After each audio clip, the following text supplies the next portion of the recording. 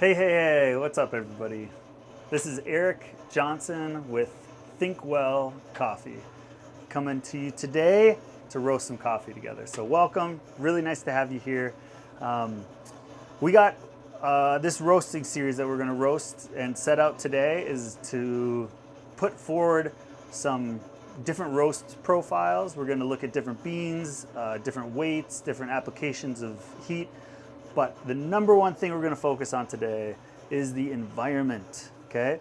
So, in my mind, in my approach, in my understanding of coffee and coffee roasting, the primary number one thing that's going on when you roast and the thing you've got to focus on is the environment. So, what is primary in roasting coffee is the environment in which you are roasting the beans in. So today I'm going to focus on that with each of these batches. I'm going to talk about the environment as we move through the profiles. Now when I'm talking about the environment, I'm not only talking about the environmental temperature. That's how most people are engaging with that environment, is the thermocouple that tells you the temperature of the space. We're going to look at it and think of it and conceive of it actually as the environment itself. So the things that can't be measured and that are not measured right now, I mean, I'm sure we got the technology to do it, but it's not what we have access to. It's the energy, it's the force, it's the flow of air, it's the way that this material is being moved, through time. So when a person puts their focus on that aspect of the roast, you will make the best coffee. And you will have consequently things that are reflected, like rate of rise, a certain profile. All that stuff is valuable, it is valid, but it is consequential. It is the result of the first thing, which is your environment. So that's how we're approaching today's roasts, and I hope you guys enjoy it. So what we're gonna do first, the first batch we're gonna start with is gonna be a Papua New Guinea. This is a bean that I've been roasting for probably about 5 weeks now. What I know about this bean is it's dense, it's a hard bean. I really like the complexity of it, but it's a bean that can be pushed. It doesn't hand over its acidity easily, so it can handle some force. So that is what we're gonna do with this one. Now, this profile we're gonna think of as an arc. Right away, we're gonna push this thing, and then we're gonna just do a slow easing off of it. Now, it's a 4-pound batch, all right? Now, this is a 6-pound roaster or a 7-pound roaster. It kind of depends how you look at it. It's a 3-kilogram roaster. You could throw 7 pounds in here. It would be maxed out. I wouldn't suggest to do that. We're gonna go down to 4 pounds of beans in here. So that gives me enough power to be able to push how I'd like to push it, but it also has enough mass to it versus like a 3-pound batch or a 3.5-pound batch. It's got enough mass to it that it's gonna absorb the heat and have it be a little bit more even, which is what I would like it to be. I like how when the body of this one gets filled out and developed, I like it when it's even. So that's what we're gonna approach it, okay? So I'm gonna start this batch with I'm gonna drop the batch into the drum when it's in the 370s, okay? And that's where we are right now for the bean temp. So I've got my beans here, 4 pounds, Papua New Guinea. And we are gonna clear the timers, get this thing ready to start. And here we go. So I'm dropping the beans in and I am turning up the flame. I'm gonna go not to the max of 10 inches, I'm gonna go up to 9 inches. And I am in my head right now, every move that I make, so whether it is gonna be the flame setting or the airflow, or the time that these things, I am thinking about multiple things. My focus is on the environment, but I have to consider how hard am I pushing with the flames, how much weight do I have that I'm actually trying to move. what is it that I'm trying to do? Where is it that I'm trying to end at? I know that I'm trying to end this in the upper 390s. That's like kind of in my head. Now, the roast, we may find ourselves in a different spot as we're going along here, but like that's what I'm thinking about. Where do I want to end at? How am I getting there? Well, I know that right away I'm pushing this thing. I turned up this is going to be the max flame setting is initially, like the moment that I throw it in. Now, other profiles, you don't do that right away. You get to the max flame setting after time, not at the beginning. So that's what I'm doing now. I'm going to push this thing right away, and we're just going to slowly pull it back. It's a real basic, common profile, like the theory of roasting like this. Now, each batch is different, and each batch has its own application of heat and the way that this thing is going to go.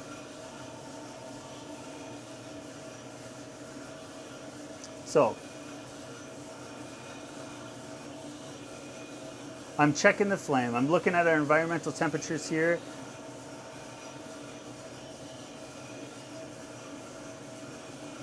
And I'm looking at the flame. Okay, so we're at 2 minutes, 40 seconds. Our bean temperature, our beans are now increasing in heat, and our environment is increasing in heat. Now I've put a lot of heat on these things already for about 3 minutes, just about 3 minutes. I'm going to begin to pull back my flame setting. So I'm slowly pulling it back.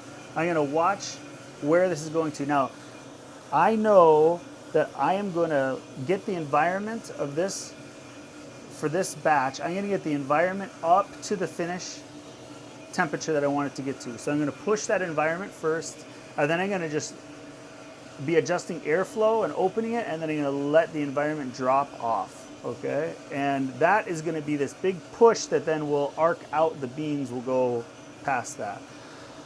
So 3.5 minutes in, I'm not opening the airflow yet. It's all still the most closed position, which on this machine is like a 20% airflow going through here. Most roasters have holes in the, well, a lot of roasters have holes in the back of the drum. They're pulling air through it. How this Dietrich works is there's a face plate, this thing, and it's pulling air from this space and pulling it to the top of the drum and evacuating it that way. So it's a little bit different from like a Probot, a Mill City roaster, a San Franciscan. So what I know is when I look in here, I can see that there's enough airflow that's like clearing out chaff, making things go. So I don't want to affect it, but I am getting close. The yellowing phase, the browning phase, the beans are just entering into this. It's also called the Maillard reaction. So the beans are entering into that. We've got good movement here still. We're at 4 minutes, 40 seconds, and the Maillard reaction has begun.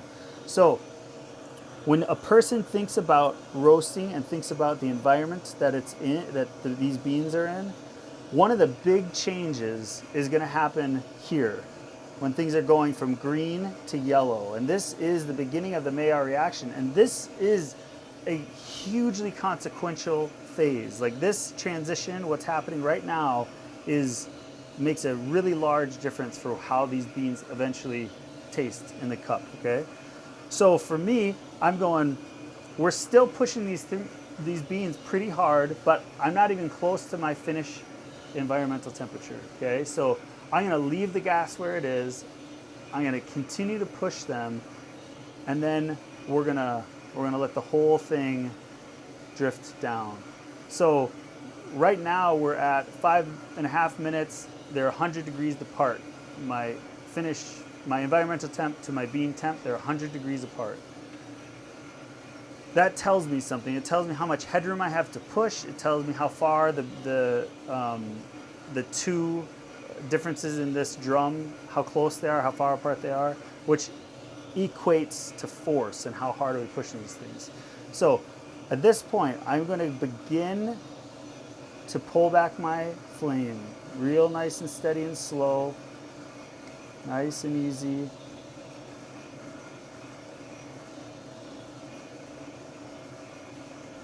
I'm going to bring it down, bring it down. I think I'm going to go down to about 3.6. You have to sort of feel it out. You can't just decide you're going to go to a certain number. You have to figure it out. But this feels good. So when I'm looking at my settings here, I'm about 10 degrees from my finish environmental temperature that I'm trying to get to. And I have another 30 degrees for my beans before they hit first crack. So for me to begin to ease on that pressure, ease on the flame setting, that's going to change the environment, so we're going to begin to coast these things out. All right, so it's still increasing, which is what I would like, and we're getting up to the 340s. So here we are, we're approaching, we're in this space of a roast that's before first crack, and I like to make my changes right now so that I can like ride through first crack without having to make any big changes. Okay, so I'm going to begin to open up my airflow here, and we're going to just ease it up. I like to make my airflow and my flame changes distinct. I don't like to do them at the same time unless there's a very specific thing I'm trying to do. So I'm going to just open this up a little bit. I'm watching my environmental temperature, think about how is this changing the environment? Well, it's changing the pressure in there. When you open up the airflow, you're relieving the pressure that is inside of here. So if it's becoming, the moisture, the beans, the heat are pushing in this space, you're opening up the airflow, it's relieving that pressure. And I want to relieve the pressure and let the beans increase in their movement as they move into first crack. So here's the move. My environmental temp is still increasing. I'm within 10 degrees of first crack. I actually am gonna pull my flame back some. I'm gonna go down to like in the twos, lower twos here. Right as the first crack is happening, starting. And I'm gonna go down to 2. Okay, so first crack is happening. It's 8:44. I like to write. I write down my pen and paper. As I roast, it's very helpful for me to understand the ratio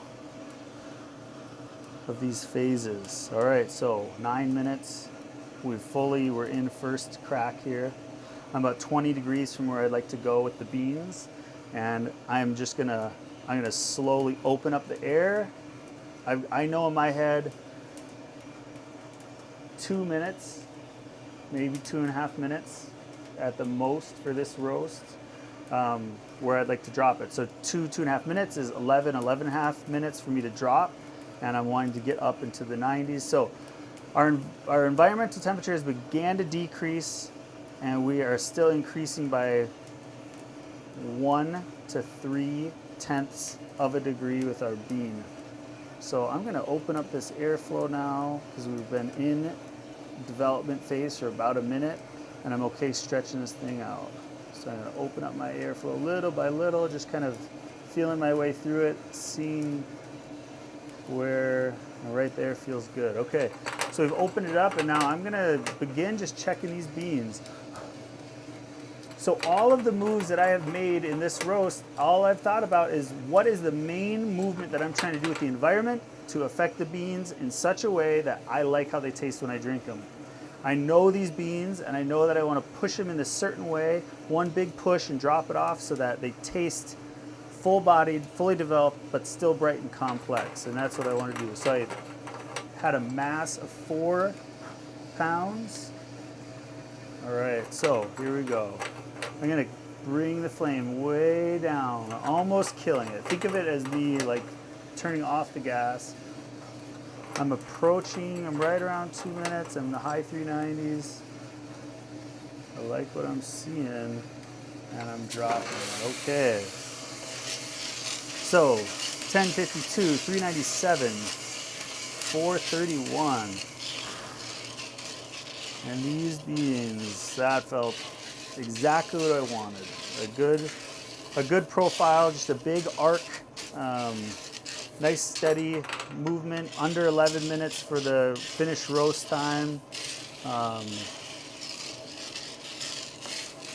But these beans had just over 2 minutes on a development, and as you saw, there was like this main, I didn't mess with the air, there's a main pushing gas to kind of get this whole thing going. And then as I got to points in the roast where I can begin pulling back gas, I opened up the airflow and then just kept opening the airflow, kept lowering the flame, and it was just this nice easy coast into the finish of what we were looking for. So awesome. Hey, thanks for watching, and we will be up next with another roast. Cool. Thanks.